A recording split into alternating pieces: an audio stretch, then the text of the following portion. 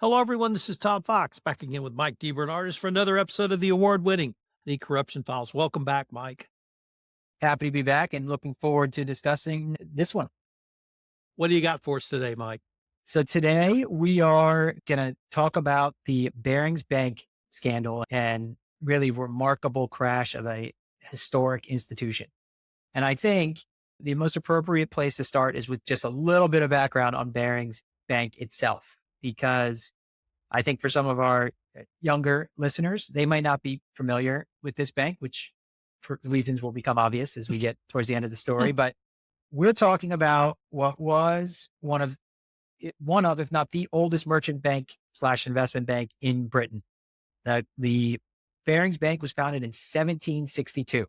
It was so historic and so long serving that the Queen herself at one time had 40 million pounds there. Barings Bank financed, among other things, the Louisiana Purchase, as well as the United States purchase of territory that ultimately became Maine. I mean, this was just a historic institution held and founded by the Barings family and really leadership of the bank passed down throughout the family over time. We are going to fast forward from 1762, the bank's founding, all the way to 1992, when a trader by the name of Nick Leeson single-handedly bankrupted the oldest merchant bank in Britain. And Nick was really ambitious, by all accounts, ambitious trader, young trader, looking to make a name for himself. He was sent out to Barings Bank's Singapore office and became the general manager for trading on the SIMEX, which is the Singapore International Monetary Exchange, on behalf of Barings Bank. So he's a trader with people working for him. Mistake number one, if we're going through here, that Barings Bank made was when Nick got to Singapore, the folks on the ground there decided, we don't want to hire anybody else. So not only are you going to be in charge of trading, but we're going to put you in charge of settlement as well. And for those who aren't familiar, these are really two separate functions. Among other things, they serve as a bit of a check and a balance. The traders trade, the back office operations, the settlement operations, ensure there's proper accounting and record keeping of everything that was happened during that day. Nick found himself in charge of both functions to start. And that is, as you might imagine, not a proper control environment and led to many problems. The second issue and the second mistake was that shortly after he started, he got a call from his colleagues in London, and they said, Nick, we don't really want to keep track of your error account. And these are accounts that are set up with respect to trading and other things to keep track of mistakes as they happen. It's a gap product and just proper accounting. So we want you to manage that as well. And what they didn't realize is this error account, which kind of was given the name 58, the account ended in 888, which was, Nick thought was a lucky number. He had a place to not just put trading errors, but also to hide losses. And when he started on the trading desks in Singapore, he was working with a lot of inexperienced traders, and mistakes would happen. And a lot of them were innocent and simple. He would say, buy 1,000 shares, and the trader would hear something different and would accidentally sell 1,000 shares. So that would be an error, not something the bank was happy about, but something that he was supposed to be dealing with and using the error account, the 58 account, to do that. I think if you look back and dissect this, where things went from kind of a little messy to really bad was at one point that simple mistake situation played out. And Nick had a trader that bought instead of sold, or sold instead of bought, and cost the bank about 20,000 pounds. And his boss said, you got to fire her. That's too big of a mistake. You got to fire her.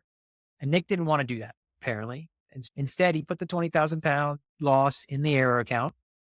And the next day, went out and made some trades and made up for the loss. And he put that in the error account. Now the loss has disappeared. He didn't have to fire the woman. Everything is happy. And I think this gave Nick confidence that whenever they had a mistake or a loss, he could fix it. You can probably see where this is going. Nick's really, what his team was supposed to be doing was arbitrage. So you buy or sell, and then you do the flip really immediately to take advantage in some market inefficiencies. Maybe it's something selling for cheaper on one market than the other.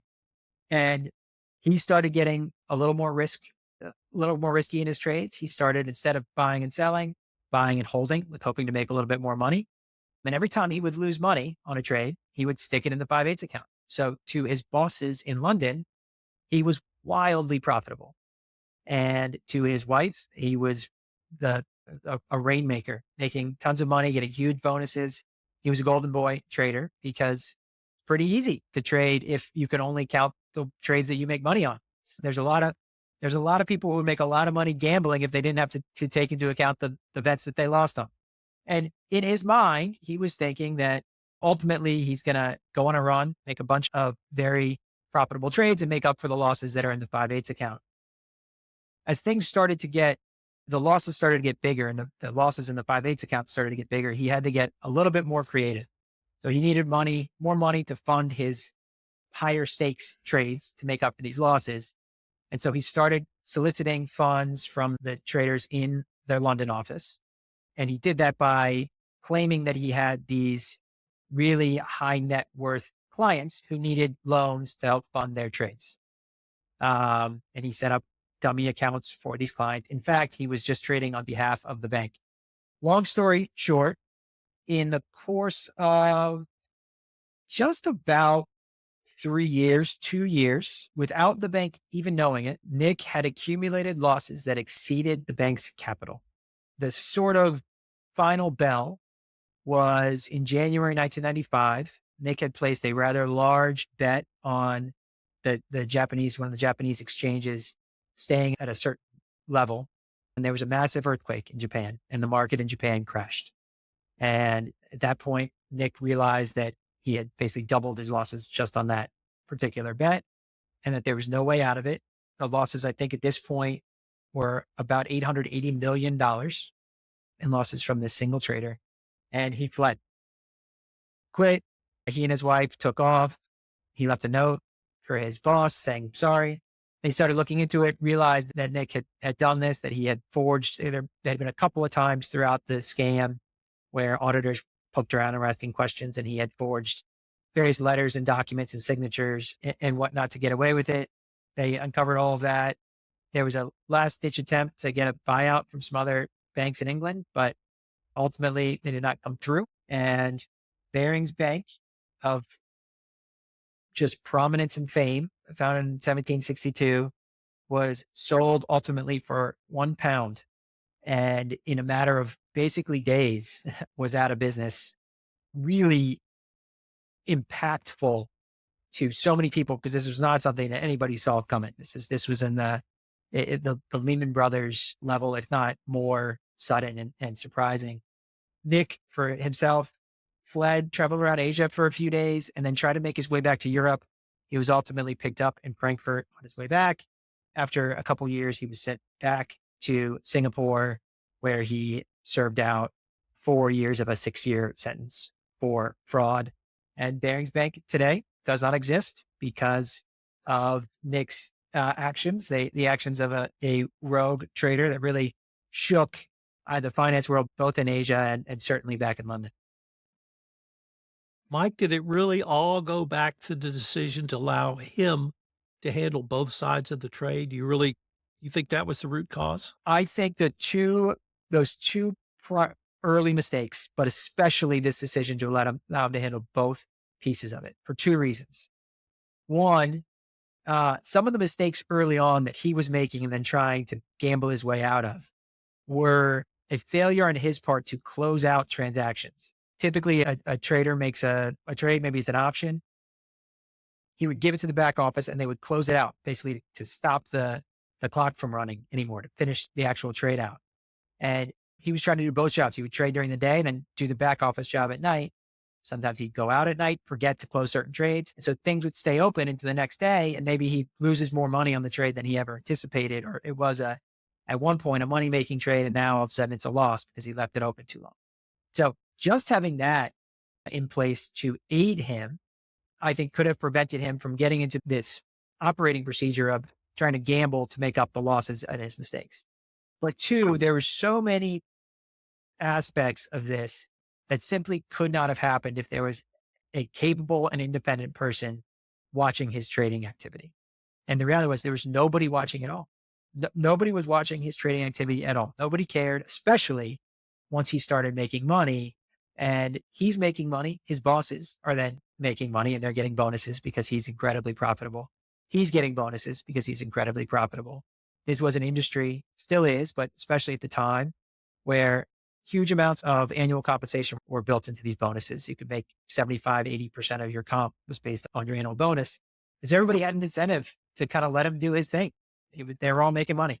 And so this check was incredibly important on that, and he didn't have it. And then obviously basically handing him an account where you could just hide trades. And those accounts, error accounts, are supposed to be regularly monitored and controlled and audited. And his wasn't. He just kind of kept it to the side and was able to leave these losing trade there for years and years. Mike, one of the things that struck me about this matter was the fact he was in Singapore. And what I wanted to use that was to try to explore why compliance professionals need to understand their business model outside the United States. I've worked outside the United States. I've obviously worked for multinationals, and country managers are basically the dictators of their country. And they, in many ways, hold unfettered control. They're like the CEO for that country. Now, they, of course, report up. They may report to a regional VP or a regional EVP, and all of that rolls up. But a lot can happen within that country. So the whole spectrum of how you think about a risk management strategy for a third party, you might want to think about that for a country manager, meaning, have you looked into their background? Do they have any indicia of doing dodgy things? Did you give them training? Do you, once you put them in place, do you sort of manage that relationship through monitoring and oversight?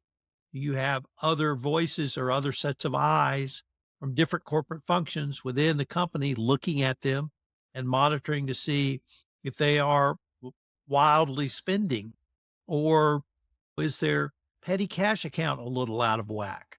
Or are they giving out their signature authorities $100,000 and do you see 10 contracts at $95,000 or Right. $950,000? I guess they usually have $1 million in authority. I mean, as a general counsel, I had $1 million in authority, and that was just insane. And that was 20 years ago. So now it could be much more. And it's not every, certainly anti-corruption enforcement action, we see that, but from time to time, we see where a business unit has gone rogue. Uh, we usually associate that with China, but in other countries where no one was looking at the country manager, have you ever seen that in your practice or had to bump up against that? Yeah, it's an absolutely great point. And I think culturally, right, in some of these countries, the boss is the boss. You don't question what the boss wants to do. And so even if you have certain controls in place, they may not be as strong as they would be in a different country, because asking a low level accountant to be a check on the country manager is just not realistic in some of these places. I also think that I'm glad that you raised this point of being in Singapore and being in a remote office, because I think this case kind of highlights just generally some of the risks of having offices, remote offices. Obviously, this part of business. One of the things we see often is out of sight, out of mind. And so from the headquarters perspective, there's less oversight of the operations of a foreign branch. In this case, there was less oversight in part because it was so profitable. And there's no bothering, and he sort of got what he wanted. But two, especially when they start out, often, not always, but often, remote offices are understaffed. And what that means is you have people playing multiple roles. Now, this is an egregious example of it, where Nick was both the trader and the person supposed to watch the trader. But we see it occasionally where when you're poking around and you realize the person who's got authority to approve expenses for this office is also the person who incurs the most expenses. This is a sort of a backwards system. I think you have to be very careful from a controls perspective with some of these foreign offices in terms of how you structure compliance protocol and compliance controls to make sure if you don't have the resources on the ground, then have some sort of oversight or greater oversight from headquarters on those operations. What's the answer? Is the answer more electronic controls and monitoring? Is the answer a physical presence now that we can travel again? Is it all of the above? Is it all of the above plus more? How would you help at least a compliance officer think through the oversight, not when any red flags have appeared, just on a routine basis? Yeah, it is. I think boots on the ground are the best, but only if those boots are qualified, have autonomy, and have independence. Otherwise, I think putting boots on the ground to have boots on the ground can be dangerous because then there is less of an emphasis from headquarters or regional quarters to exercise your oversight. Right? This is taken care of. We've got a compliance officer on the ground who's watching this. So, absent really the autonomy and the boots on the ground, I think it's a combination of the things you mentioned. It is regular check-ins. We often encourage clients who have remote offices to do compliance visits, do it on a risk basis, on a sort of rolling risk basis. Doesn't mean getting to every office every year or every 2 years. It's you come up with a protocol to visit your office and call it what you want, a visit, an audit, whatever you want, but you go and you check to make sure things are operating appropriately from a compliance perspective. And now, especially with integrated accounting systems and everything else, it's easy to do spot checks. And we really encourage, again, on a risk basis, our clients to do those types of spot checks on a regular basis to just make sure that you're grabbing some transactions and making sure that all the appropriate approvals are there and that at least the process you have put in place is being strictly followed. Like we often have growth overseas through acquisition. And going back to, you recall our discussion of Avon, I think that was in season one. There we saw growth through acquisition led to multiple ERP systems. Right. And so they didn't talk to each other. Yep. And that's one of the things I still hear and see today. Is that something that you guys are still seeing where there's not an integrated approach and home office, corporate office, wherever that may be, cannot get ready access to the financials? Yeah, it does happen. Absolutely. I think that's absolutely a challenge, especially bigger companies who are built on acquisitions. And there's plenty of them whose current structure is built on acquisition. And I think many of them have the best intentions to ultimately integrate into one system. The reality is that's a really big job and it's incredibly burdensome and it's incredibly expensive. So it often takes time. So you will have years operating on separate systems. And that does put an extra burden, I think, on both internal auditors and accountants, as well as compliance team to monitor from a electronic perspective to monitor transactions. We've had clients come up with different solutions to that, including having even if they have separate accounting systems, having an integrated compliance system so that a compliance approvals are and key compliance documents are all kept on one system. So at least those can be checked. But that's absolutely a challenge. And the cost savings that may be borne by not integrating initially, you also often lose some of that by having to get on site and really dig into to the systems used by the various parts of the company. Like it turned out, there were a lot of lessons from this case. And if I might end by talking about segregation of duties, yes, perhaps one of the key ones. And we laugh about that because it's as basic a control requirement as I think you can have. Yet here it led to a catastrophic failure. Yeah, it's huge failure. And that was mistake number one and primary mistake, right? Is that the term segregation of duties is thrown around so often that we just sometimes forget. It's such a simple concept, right? You don't let somebody check their own work. And we learned that in grade school when we're talking about math problems or looking at a paper, have somebody else review it to find your errors. And it carries all the way up to the corporate world.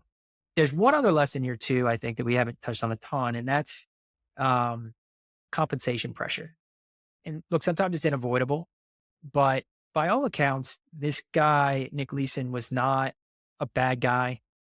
He wasn't looking to defraud the company, but he felt immense pressure from all angles to perform because his compensation depended on it, but the compensation of his bosses depended on it. And so there was a lot of pressure to increase profits, do better.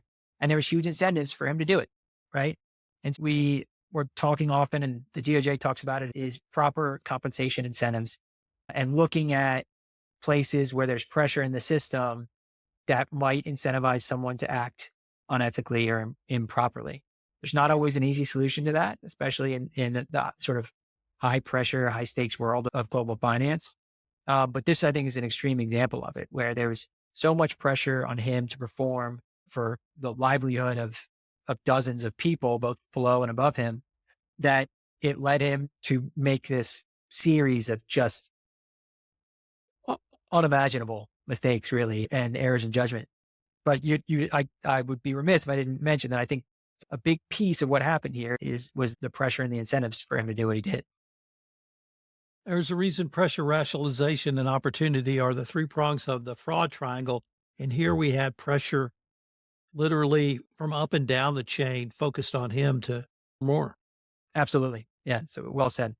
Mike, it's been a great exploration of the Baring Bank failure, and I can't wait to see our next matter.